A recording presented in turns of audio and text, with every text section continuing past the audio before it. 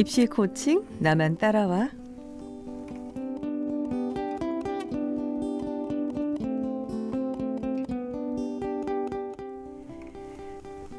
금요일 이 시간은 입시 코칭 나만 따라와로 꾸며드리고 있습니다.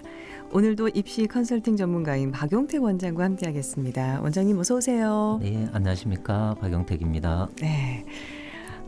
원장님과 벌써 방송한 지가 한 달이 좀 넘어가잖아요. 네네. 네. 방송할 때 들어보면 굉장히 차분차분하게 말씀을 잘해주시는데 학교에서 아이들을 지도하실 때도 큰 소리 한번 내지 않으셨을 것 같아요. 어떠세요? 학교에서 학생 지도할 때는 아무래도 조금 열정이 지나치면 큰 소리도 나오고 야단도 치고 그렇게 합니다. 이렇게 큰 소리가 나시는 거예요, 원장님도? 네네. 아무래도 뭐 남고에 계셨기 때문에 그럴 수밖에 없는 상황도 많이 생기셨을 것 같은데 네네. 하지만 이 시간만큼은 여러분에게 아주 차분차분한 목소리로 유용한 정보를 많이 전해드리고 있습니다. 올해는 코로나19로 등교 수업이 3개월 정도 늦어져서 어느 해보다도 가정학습의 시간이 많은 해였습니다. 네, 그렇습니다. 교과에 대한 학습 시간도 많았지만 특히 독서할 시간도 많지 않았나 싶은데요. 그래서 어쩌면 학생부 기록에 독서와 연관된 활동들이 많아지는 한 해가 되지 않을까 싶은데 그래서 오늘은 학생부의 독서 활동 상황 기록을 알아보고 이어서 행동 특성 및 종합 의견에 대해서 알아보도록 하겠습니다. 먼저 독서 활동 상황의 기재 방식에는 어떤 변화가 있을지 궁금하고요.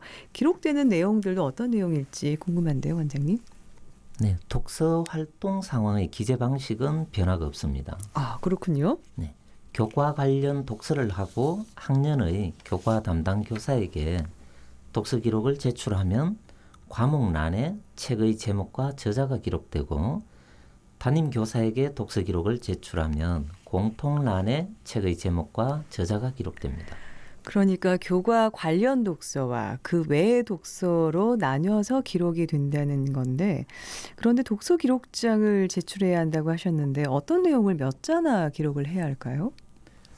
네, 독서 기록장의 양식은 학교마다 조금씩 다르지만 기록 내용이나 분량에 있어서는 비슷합니다. 분량은 제한은 없지만 대개 500에서 1000자 정도면 적당합니다. 기록 내용은 책의 줄거리를 요약하거나 특정 부분을 서술하는 것보다는 관심 주제를 선정하고 주제에 대해 알게 된 점과 나의 생각을 함께 서술하면 유의미한 독서라고 할 수 있습니다. 네, 보통은 책의 줄거리를 요약하는 경우가 참 많기도 하잖아요. 네네. 독서 기록장을 쓸 때. 하지만 내 생각과 함께 서술해서 좀 유의미한 독서 기록장이 될 수 있도록 기재하는 게 좋겠다라고 말씀을 해주셨어요. 관심 주제를 선정하라고도 하셨는데 관심 주제는 어떻게 선정해야 할까요? 네, 조금은 본질적인 질문인데요. 독서는 왜 할까요? 독서요. 네. 본질적으로 질문해 주셨으니까 저도 본질적인 답변을 드리면 마음의 양식을 쌓기 위해서 또 책을 통해 마음과 생각의 에너지를 얻기 위해서 독서를 하는데 이건 좀 일반적인 독서이고 우리 학생들은 또 해야 하니까 책 읽어야 하니까 독서하지 않을까 싶기도 하고 근데 사실은 궁금증과 호기심이 생겨서 책을 찾아보게 되기도 하잖아요. 네, 그렇습니다. 학생의 입장에서 독서는 지적 호기심에서 시작이 됩니다. 내가 무엇인가 궁금한 것이 있는데 이를 해결하기 위해 책을 읽게 되는 것이지요. 교과 수업을 하면서 생긴 호기심이 있을 것이고 진로 관련 탐구를 하면서 생긴 궁금증이 있을 것입니다. 그 궁금증이 책을 읽는 동기이자 주제가 되는 것입니다. 그러니까 독서를 통한 교과나 진로 관련 공부를 권해 주셨습니다. 원장님은 경신고등학교에서 지도하신 지가 오래되셨는데 그런 학생들의 사례를 한번 들어볼 수 있을까요? 네, 역사학과를 지원하여 합격한 학생의 독서 기록인데요. 네. 참 인상 깊은 내용이었습니다. 어떤 내용이었길래요? 조정래의 태백산맥을 읽고 소설에 투영된 작가의 역사의식이 다음 소설에 어떻게 투영되었는지 궁금하여 조정래 작가의 한강을 읽었다가 동기가 됩니다. 아, 이것이 네. 동기고. 그리고 과정은 소설 태백산맥과 한강에 투영된 작가의식에 대한 비교 설명이고 결론은 작가의 역사의식에 대한 자신의 견해를 서술하였습니다. 와, 굉장한데요. 일단 책의 제목을 듣고 깜짝 놀랐습니다. 조정래 작가의 태백산맥, 또 조정래 작가의 한강이 둘 다 10권으로 된 대하 역사 소설이잖아요. 네네. 와, 이 엄청난 분량의 책을 읽고 일단 태백산맥만 해도 엄청난 분량의 책인데 그 10권의 책을 읽고 생긴 궁금증으로 또 조정래 작가의 또 10권짜리 역사소설 한강을 읽게 됐다. 와, 굉장한 학생인 것 같은데요. 네, 그렇습니다. 이 정도 독서를 했다라고 보게 되면 선생님 입장에서도 아, 정말 노력했구나라는 생각이 드시겠습니다. 네, 진정성이 느껴지는 독서이고 또 그 동기에서도 보면 아, 이 학생이 정말 이게 궁금했구나라는 것을 느낄 수가 있습니다. 교과 공부하랴 이렇게 이 정도의 책을 읽을 시간이 될까요, 우리 학생들? 대부분 이 독서 시간을 이야기를 많이 하는데요. 네. 사실 교과 공부하고 학교에서 다양한 활동을 하는 과정에서 책을 읽는 시간을 내는 것은 쉽지는 않습니다. 그렇죠. 그렇지만은 하루 중 특정한 시간을 반드시 정해놓고 공부를 한다라고 생각하고 그 시간만큼은 독서를 하는 시간으로 보내는 것이 좋을 것이라고 생각됩니다. 그래요. 항상 책 읽을 시간이 없다, 책 읽을 시간이 부족하라 하다라고 하지만 이렇게 읽어내는 학생들이 있거든요. 네네, 그렇습니다. 그런 거 보면은 정말 그런 시간을 좀 따로 낼 필요가 있겠다라는 생각이 듭니다. 학생의 궁금증과 독서를 통한 탐구 과정이 잘 드러나는 아주 강한 사례를 들어주셨어요. 네, 그렇습니다. 아무래도 이런 글을 쓰려면 가장 먼저 지적 호기심이 생겨야 합니다. 그렇죠. 무엇인가 궁금한 것이 있어야 그 다음 단계로 나아갈 수 있으니까요.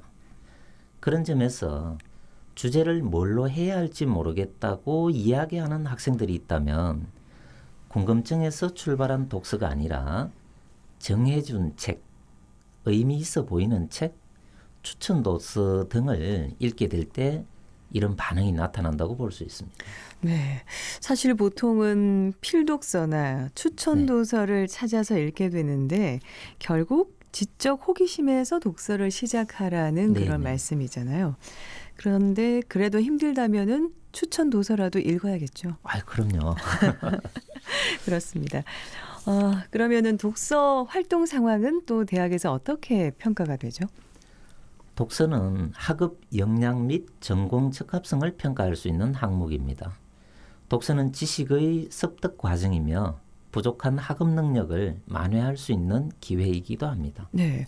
그러다 보니까 어떤 친구들은 책이 많이 기록돼야 좋다라는 생각에서 다독을 하게 되더라고요. 뭐 다다익선 이런 말처럼 다독 좋은가요?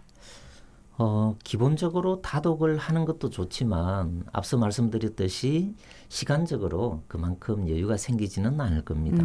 그래서 교과 수업에서 생긴 호기심을 해결하기 위한 독서, 자신의 진로 희망과 관련된 독서를 지속적으로 심화하여 읽는 것을 유의미한 독서라고 이야기할 수 있겠습니다.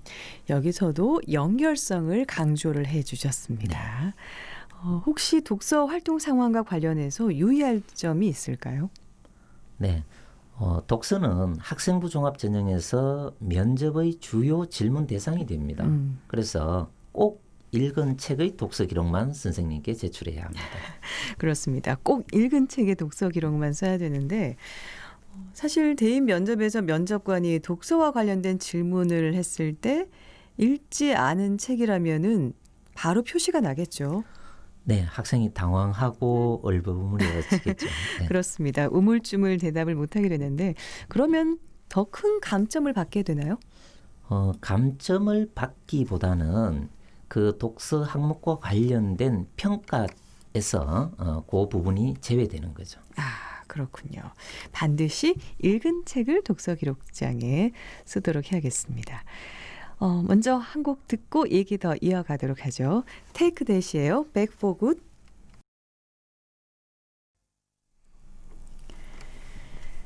테이크 대스의 Back for Good 듣고 오셨습니다. 학생부 기록에서 독서 활동 상황에 대해서 알아봤습니다. 마지막으로 행동 특성 및 종합 의견에 대해서 알아볼 텐데요. 행동 특성 및 종합 의견의 기재 방식은 또 어떤 변화가 있고 어떤 내용이 기재되나요? 행동 특성 및 종합 의견의 기재 방식은 변화가 없습니다. 네. 단 기재 분량이 1000자에서 500자로 축소됐습니다. 기재되는 내용으로는 담임 교사가 학생의 1년 동안 활동 내용을 종합한 기록입니다. 그렇군요. 기록 내용을 좀 더 구체적으로 살펴보면은 어떤 내용들이 서술이 되는 거죠? 학생의 학생부 전체 내용을 선생님께서 이렇게 한번 살펴보시고 네. 보완할 부분, 추가 설명이 필요한 부분, 해명할 부분, 강조할 부분 등을 적을 수 있습니다.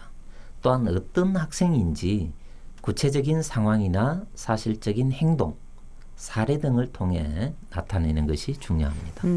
그러니까 학생에 대한 종합적인 평가를 적는 란이 되는 거네요. 네. 그렇다면 대학에서도 종합적으로 학생을 판단할 수 있을 텐데 어떤 평가를 할 수 있을까요? 네, 행동 특성 및 종합 의견은 학업 역량, 전공 적합성, 발전 가능성 등을 판단할 수 있는 중요한 항목이면서 고1, 2 기록만 대학에 제공되어 고3 기록이 대학에 제공되지 않는 유일한 항목입니다. 그렇군요. 2022 대입부터는 추천서가 사라지게 되므로 그 중요성이 더욱 커졌다고 할 수 있습니다. 왜냐하면 행동 특성 및 종합 의견은 학생에 대한 담임 선생님의 종합적인 평가이기 때문에 추천서의 역할을 한다고 볼 수 있습니다. 아, 중요한 부분인데 고1, 2학년 시기에는 담임 선생님과도 충분한 상담을 해야 할 것 같고요. 자신의 잠재된 모습까지 적극적으로 드러내려는 노력을 해야 될 것 같습니다. 그래야 담임 선생님도 꼼꼼하게 뭔가 적어주실 테니까요. 네, 그렇습니다. 예. 지금까지 학생부 기록 변화에 대해서 독서 활동 상황과 행동 특성 및 종합 의견에 대해서 알아봤습니다. 혹시 더 추가적으로 당부하실 말씀이 있으신가요? 학생부의 기록은 선생님이 하시지만 소재는 학생의 적극적인 활동과 기록이 뒷받침되어야 합니다. 그래서 적자 생존, 즉 적는 자만이 살아남는다라는 말이 생겨날 네. 정도입니다. 항상 수업이나 학교 행사, 창체활동 등에서 호기심을 적극적으로 해결하려고 노력하고 그 과정을 기록해두는 습관을 가지도록 당부하고 싶습니다. 저희가 사실 이 코너에서 항상 메모를 잘 해야 된다라는 말씀을 여러 번 드렸는데 이 사자성어만 기억하면 되겠습니다. 적자 생존. 네. 적는 자만이 살아남는다. 꼭 기억을 해야 될 것 같고요. 지금까지 학생부 기록 변화와 준비에 대해서 알아봤습니다. 도움이 되셨으면 좋겠고요. 오늘 방송된 내용은 너튜브에서 띠비보라를 검색하시면은 해피드림 카테고리에서 확인하실 수가 있습니다. 보이는 라디오로 이 코너는 계속 진행이 되니까요. 방송을 놓치셨더라도 다시 보실 수가 있습니다. 그럼 오늘은 여기까지 하고요. 다음 시간에 또 학생들의 학습에 도움이 되는 내용으로 뵙겠습니다. 원장님 감사합니다. 네, 감사합니다. 네, 한 곡 더 이어 듣죠. 시셀이에요. Spread Your Wide Wings.